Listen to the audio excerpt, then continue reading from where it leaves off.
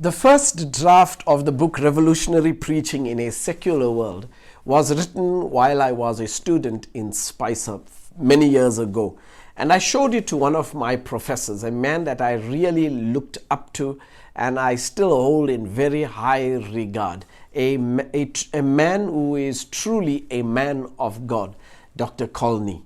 And I hold him in such high esteem because he inspired me to read extensively and to devote my energies to writing. He called me out one day from one of our classes and he told me, Paul, if you are a writer and if you are a good speaker, you would make a wonderful contribution to the work of God. I took his words seriously, and the first manuscript of this book I gave to him to read. And he simply looked at me as a young student and he gave me his blessing and encouragement, which I truly appreciate up till today. But at that time, the title of that manuscript was not Revolutionary Preaching in a Secular World. I think I just called it Preaching.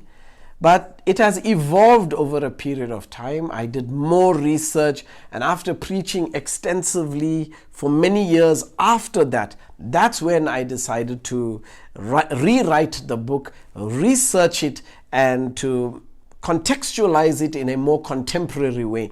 And that's how we came up with the title Revolutionary Preaching in a Secular World. When you turn the cover and open the book of Revolutionary Preaching in a Secular World, you'll discover that the book is divided into 5 parts, actually 6, which I will explain. Part 1 of the book it has 4 chapters, Part 2 has 3 chapters, Part 3 has 3 chapters, Part 4 has 5 chapters, Part 5 has 1 chapter, and then after the conclusion, we have some notes and the appendix. Part 1 of the book deals with the big question, what would Jesus do? And we look at this in terms of Jesus being a communicator and a preacher. Then in chapter 2, we look at preaching. Then in chapter 3, we look at Christ-centered evangelistic preaching. And chapter 4 deals with preaching the Bible. Then you get into part 2 of the book, which deals with basically 3 aspects. Number 1, chapter 5, how to discern the message. Chapter 6, deduction, how to discern the message by beginning with the Bible. Chapter 7, induction, how to discern the message beginning with the listener and then coming to the Bible. And then we get into part 3, which deals with chapter 8, communicating the message. And we deal with 2 styles of communicating the message. One is a cognitive style, which is basically what we've been taught at university for many, many years, decades, even up till today. And the second is an affective style of preaching, which is more an emotional style rather than cognitive. Part 4 deals with the structure of the message. And there's different structures of the message that is given. There's a courtroom structure, there's in the workshop structure, around the fire, artistic, and an integrative structure of the message. Part 5 deals with the preacher who is a man or woman of God, deals with the attributes, the characteristics of the preacher. Sincerity, mean what you preach. Earnestness, feel what you preach. Courage, stand for what you preach. Humility, submit to what you preach. Eloquence, be what you preach.